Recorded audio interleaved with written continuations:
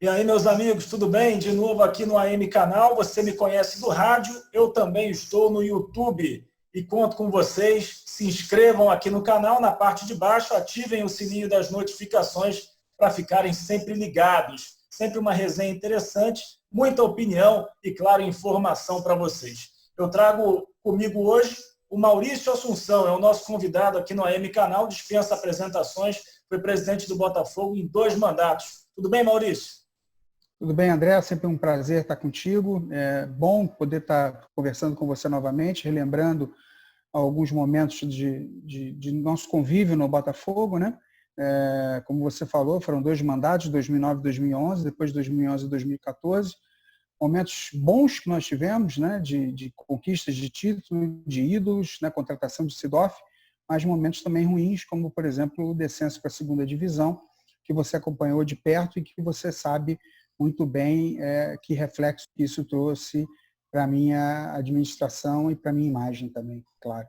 E naquele momento, né, 2014, também tem a ver também um pouquinho com a questão do Newton Santos, né, que foi fechado. Eu acho que isso também acabou atrapalhando bastante a tua vida, né, Maurício?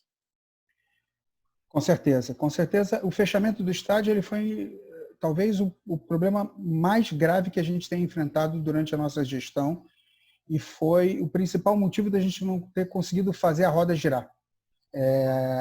Se o estádio não tivesse fechado, com certeza o panorama da administração teria sido outro, André, porque era com o estádio aberto que a gente conseguia fazer novas receitas e tirar um dinheiro novo.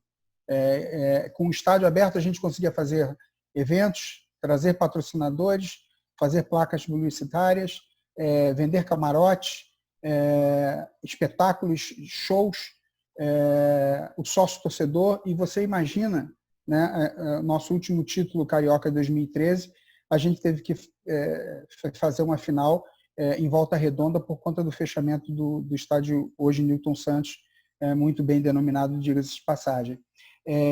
E naquela época a gente poderia ter feito no estádio na nossa casa, né? Você imagina o quanto de receita a gente não teria, o quanto isso não alavancaria também o nosso projeto de sócio-torcedor. E, mais do que isso, o que não representaria fazer uma Libertadores dentro de casa, né? A atual gestão, ou a gestão que me sucedeu, fez uma Libertadores dentro de casa, e você sabe o quanto que isso é importante, né, em termos de receita. Então, o fechamento de estádio foi o maior problema que eu enfrentei, e, consequentemente, ele é, sem sombra de dúvida, o causador maior de todos os problemas que eu tive em 2014. E muitos te acusaram, né, na época, e muitos ainda pensam isso hoje, que você teria feito um acordo para fechar o Newton Santos, para jogar no Maracanã, por algum interesse particular. Queria que você falasse um pouquinho sobre isso, já que muitos botafoguenses eles não gostam de você por conta disso, não é nem pelo teu trabalho, porque o Botafogo foi campeão com você mais do que é hoje.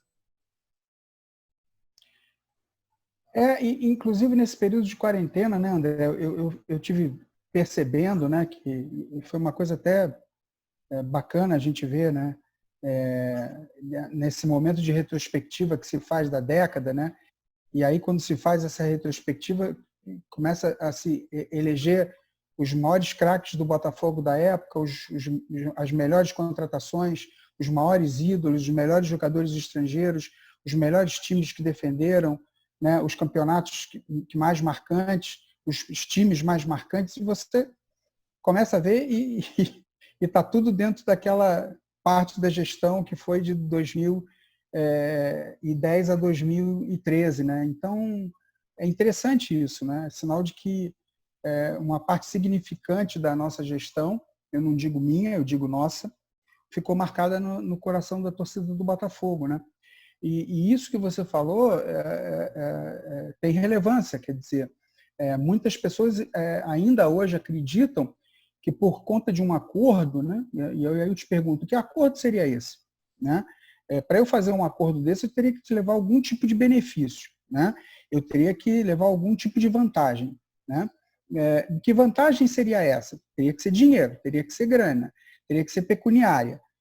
É só olhar o meu imposto de renda. E o meu imposto de renda foi entregue ao Botafogo. Todas as minhas declarações estão entregues ao Conselho Deliberativo. Pode olhar da minha família, pode olhar do meu filho, pode olhar dos meus pais, pode olhar de tudo que quiser. E você não vai encontrar absolutamente nada que desabone a minha conduta nesse tempo todo. Tá certo? Você pode olhar a minha situação financeira hoje, você vai ver que não há absolutamente nada que prove o que algumas pessoas insistem em falar ainda, e que agora eu estou me defendendo na justiça, e graças a Deus, André, as coisas estão andando muito bem a meu favor. Eu tinha 3 processos contra mim. O Ministério Público já mandou arquivar por absoluta falta de prova. Esse era um processo que eu tinha, inclusive, na Polícia Federal, na Delegacia de Inquéritos da Receita Fazendária da Polícia Federal, tá? Por conta de uma acusação de que eu havia parado de pagar tributos no Botafogo esperando o Profut, e eu fui inocentado dessa acusação e provei que eu não parei de pagar absolutamente nada, que eu tive, sim, as minhas receitas penhoradas em 100% em 2014, e que enquanto eu pude, durante a minha gestão, eu paguei mais de 140 milhões de reais de dívidas dos outros, de dívidas passadas, dívidas, inclusive, de dirigentes que estão hoje no comando do Botafogo, e eu provei isso durante o inquérito, né? E o Ministério Público, então, fez questão de mandar arquivar o processo por inocência da minha parte.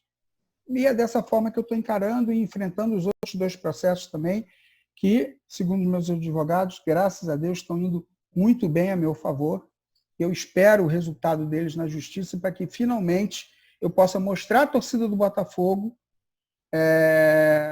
a minha inocência e provar quem são essas pessoas que me acusaram durante esses anos todos, né, de uma forma caluniosa, de uma forma mentirosa, de uma forma desonesta e, acima de tudo, covarde, porque, André, durante esse tempo todo, esse período todo, eles enganaram a torcida do Botafogo dizendo que tinham uma auditoria das contas do Botafogo e que iam colocar isso à prova, que iam demonstrar tudo isso, que iam mostrar para a torcida do Botafogo.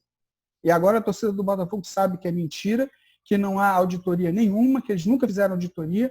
Por quê? Porque eles fizeram uma devassa nas contas do clube nos primeiros 4 meses depois da minha saída e não descobriram absolutamente nada que desabonasse minha conduta.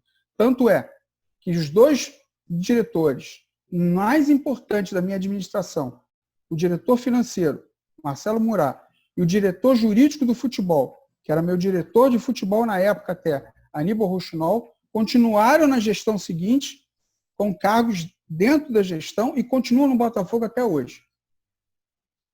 Então, isso prova, inclusive, né, agora o Murat saiu, que parece que foi para o Canadá, mas estava até hoje trabalhando como diretor financeiro. Então, se houvesse alguma irregularidade, é óbvio que o diretor financeiro saberia de tudo. E todas as negociações do futebol passavam obrigatoriamente pelo Aníbal Rouxinol. Então, se houvesse alguma irregularidade, ele também saberia de alguma coisa. Porque então era muito fácil jogar para a plateia, para a galera, como eles fizeram esses anos todos. Agora estão tendo que provar na justiça. Mas o mais engraçado, André, é que tem gente que não vai prestar depoimento na justiça. Tem gente que está sendo convocada na justiça, mas foge da justiça e não vai na justiça prestar depoimento. Corre da justiça. Sabe por quê? Porque mente para a torcida, mas na hora da justiça não pode mentir. Então ele não vai prestar depoimento, porque ele sabe que ele não vai poder mentir, então ele se esconde. É isso que está acontecendo. Ô Maurício, até em termos psicológicos, né? Você é um torcedor do Botafogo apaixonado. Foi presidente, mas acima de tudo é um torcedor apaixonado. Como é que você viveu esses últimos anos, sabendo que a torcida do clube que você ama não sentia carinho por você depois da tua presidência? Claro que no primeiro momento você entende a raiva, você entende a dor da torcida, e eu, como torcedor, também estava com raiva e com dor, porque eu tinha sofrido um rebaixamento, né?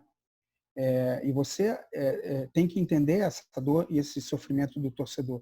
E eu respeito isso, respeito. Tanto é que, quando um torcedor me para na rua e vem falar comigo e fala, poxa, você rebaixou o Botafogo, você não podia ter feito isso ou aquilo, ou você errou em ter feito isso ou aquilo, eu dou todo o direito dele falar comigo, absolutamente todo o direito dele falar comigo. Mas, André, eu nunca fui agredido na rua. Eu nunca fui... eu nunca recebi uma agressão física na rua de um torcedor do Botafogo, tá certo? Agora, eu não vou aceitar que me chamem de ladrão e de desonesto, porque isso eu não sou. Então, das vezes que fizeram isso, foram poucas, mas fizeram, eu retruquei, porque eu não vou aceitar ser chamado de uma coisa que eu não sou. E eu espero que na hora que eu possa provar isso, aonde pessoas do bem, é o único lugar que eu posso provar, que é na justiça, eu possa finalmente mostrar para a torcida do Botafogo quem é o verdadeiro Maurício Assunção, as coisas vão ficar muito claras para todo mundo. Se bem que, André, com o tempo, eu voltei de novo a ouvir programas, a ver sites, porque eu me afastei realmente disso tudo, por conta de não querer mais me meter nessas histórias. E eu vejo que a torcida do Botafogo abriu o olho para as verdades e para as coisas que são ditas, tá certo? Então, assim, a torcida do Botafogo, ela tem demonstrado nas redes sociais que ela está entendendo o real momento do clube e ela está vendo politicamente que as coisas estão se repetindo, que as mesmas pessoas estão entrando e voltando no Botafogo e que as coisas estão acontecendo da mesma forma que aconteciam, sabe, há anos atrás. Então, ela não é boba, ela não é idiota, não pense você que ela está se fechando ao panorama do que está acontecendo. Então, eu vejo que hoje ela está muito mais esclarecida do que em 2014. É óbvio que em 2014, se eu fosse no estádio, o cântico era um. Talvez, se eu for outro, hoje o cântico, se eu for hoje com outro presidente por aí, o cântico talvez, olha, meu amigo, vai ficar equilibrado, viu? A coisa não vai ficar bonita para ele, não. Ô Maurício, queria que você falasse sobre o teu maior acerto e o teu maior erro. Hoje, já alguns anos depois, você se autoanalisando. Meu maior acerto, sem sombra de dúvida, foi ter investido na reestruturação do futebol de base do Botafogo. Não conheço nenhum clube que tenha se tornado um clube grande sem que fizesse um investimento de reestruturação do seu futebol formador, do seu futebol de base. Nós mostramos que, mesmo sem dinheiro, porque esse era o discurso que eu ouvia até então, como torcedor, Botafogo não tem dinheiro, Botafogo não tem dinheiro, Botafogo não tem dinheiro, e o Botafogo não tem dinheiro. Tá, beleza. E quando eu chamei as pessoas para trabalharem comigo, eu falei, olha, eu não quero ouvir esse discurso do Botafogo não tem dinheiro, se virem. E elas se viraram, com muita competência. Em 3 anos e meio, nós fizemos uma geração de Vitinho, Dória, Gabriel, Gilberto, Jadson, GG, depois veio Sassá, depois veio Igor Rabelo, depois veio Matheus Fernandes. Muita gente boa, cara. Muita gente boa. Muita garotada boa. E essa garotada boa subiu, por quê, André? Porque em cima tinha um time que deu sustentação para essa garotada subir. Porque se eu não tivesse em cima um time que eu tinha em 2013, talvez essa garotada tivesse se perdido, entendeu, André? Por isso que era importante combinar as duas coisas. Então, a reestruturação da base e, ao mesmo tempo, ter feito aquele time que a gente fez em 2013. Então, quando aquela garotada sobe, e ela sobe, e em cima tem o time que tem, o Jefferson, né? Com o Bolívar, com o Renato, com o Marcelo, com o Lodeiro, com o Edilson, com o Jorge, com o Felipe, com o Rafael e o Seedorf, amigo, o Seedorf, ele, se você pegar a transmissão do jogo de 2013 com o Fluminense, o Júnior, no final do jogo, é extremamente marcante. Como o cara que jogou futebol e como o cara que vivenciou isso que ele mesmo fala. Ele, mais do que a questão de trazer novos torcedores, Seedorf foi importante para o Botafogo porque ele deu consistência para que esses meninos pudessem fazer o que eles estão fazendo pelo clube. Ou seja, essa geração da base, ela cresce dentro do profissional, porque quando elas chegam no profissional, elas têm um cara como o Seedorf, por exemplo. Então, isso foi fundamental. A gente tinha em cima, talvez esses meninos tivessem se perdido.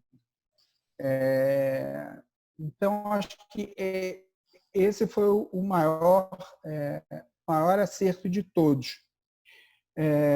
O meu maior erro foi ter caído para a segunda divisão. O que levou a esse erro foram algumas situações nas quais eu acreditei. Acreditar em algumas pessoas, né? Eu não vou citar nomes, você vai me perdoar, mas aí é uma questão minha, de que eu acreditei em pessoas que eu não deveria ter acreditado, mas é um problema meu, e ter tomado atitudes que talvez hoje eu não tivesse tomado.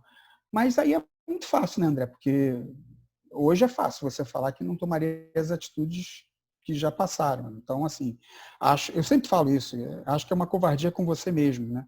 Dizer para você hoje que não, aquilo que eu fiz no passado eu não faria porque eu faria diferente. Porra, agora é fácil falar, né? Uhum. Mas eu acho que acreditar demais nas pessoas talvez tenha sido um grande defeito meu em 2014. Talvez tenha sido isso.